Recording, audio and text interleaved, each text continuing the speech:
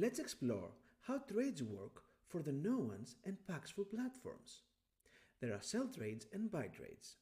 Now, a buy trade is one where you receive crypto in exchange for something else of yours, and a sell trade is one where you give crypto in exchange for something else. Now, if you open a sell trade with another vendor, or if a client opens a buy trade with you, in our system it's going to be displayed as a buy trade in both cases, because those trades effectively for you act the same way, behave the same way. This is because a sell trade for one user is a buy trade for another user. What matters is who receives the crypto and who sends the crypto for the NoOnes and Paxful platforms. Now, there are some differences if the offer is yours or if it's not yours. If the offer is yours, you are able to edit it from the trades page directly, and you will see the Our Offer ticked, meaning this is your offer. Someone opened the trade to you. But if you open the trade with someone else, it's not going to have this ticked, and when you click this, it actually takes you to NoOnes or Paxful, depending on whether if the trade is from Paxful or NoOnes, because it makes sense. It's not your offer. You can't edit an offer that you did not create, right? It's someone else's offer.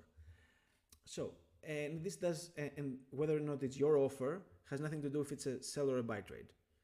One other thing is you can assign a trade to someone, like to you or to someone else if you want. And if assigned to you, everyone knows you're the one working on it, so they're not going to bother you if multiple people are working at the same time. And also, you're not able to edit payments or view information inside of it if you do not have the specific permissions that are needed for it. If you do, like an owner, you can do whatever you want in whatever trade you want, but this is another way to track people. Now, one way to know on what status a trade is the status, but we're going to get on with this in a little bit later. First, let's look at the flow on how a trade works. So there's one party, the party that from Berzrk, if they use Berzrk, they're going to view it as a sell, that opened the trade. Or maybe the other party opened, but let's say they open a sell trade, right? Or someone opens at you a buy trade. It's the same thing as I told you before. So this party here, his money gets taken away from him and it goes to NoOnes or to Paxful in their escrow service, and it gets locked up until the trade is resolved. Now, the counterparty, who is going to view it as a buy trade, the opposite, essentially is required to pay with whatever payment method that you can view here. Payment method, it can be a credit card, a debit card, a gift card, a bank transfer, in-game currency, it doesn't matter. It's all the payment methods that NoOnes and Paxful support, and they update it all the time, so it can be whatever. Once they have paid, they need to mark as paid, or maybe before, if they're not sure enough time has passed, because if a payment is to be confirmed is required a day for some trades, you need to mark as paid before that. Otherwise, the money goes back to the first party after a set period of time, which can be around 30 minutes to 90 minutes, depending on the trade. So you always want to mark as paid, so you prevent the trade from expiring.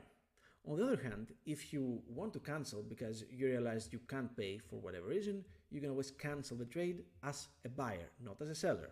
Because obviously, if you cancel the trade as a seller, the money would be returned to you, even if the other person has paid, which would not be fair, right? But if both of the parties do not agree whether the one who views it as a buy has paid or not, then either one of the party can start a dispute, and then the moderator of the dispute from NoOnes and Paxful, after some time, maybe days, will decide on which party will be awarded the money from the escrow, the crypto from the escrow. And that's how it works. All trades start as active funded. This is a buy trade, so I can mark as paid, for example. And it will go to marking as paid, an internal status. And then it will go to paid, like the one above here. Yeah, here it went to paid. So now the trade is paid. and I can dispute it, for example, because you can only dispute a trade that is paid. Now, if you go to the history, now these are the active trades. It's only for particular statuses like active funded or paid or disputed, statuses that the trade is still active. The history page shows all trades, including trades that have been cancelled or released, like cancel system, meaning a lot of time passed and the trade has been cancelled through time because it was not marked as paid, or cancel buyer, meaning the buyer cancelled it deliberately because they couldn't pay or whatever reason. Released, because the trade was released. Dispute wins seller, dispute wins buyer if a trade has been resolved by a moderator, and whatever other statuses are there. And this is pretty much it. This is how you can use trades. Now we can go into specifics on later videos on things inside the trade and settings, but this is it. Thank you for watching.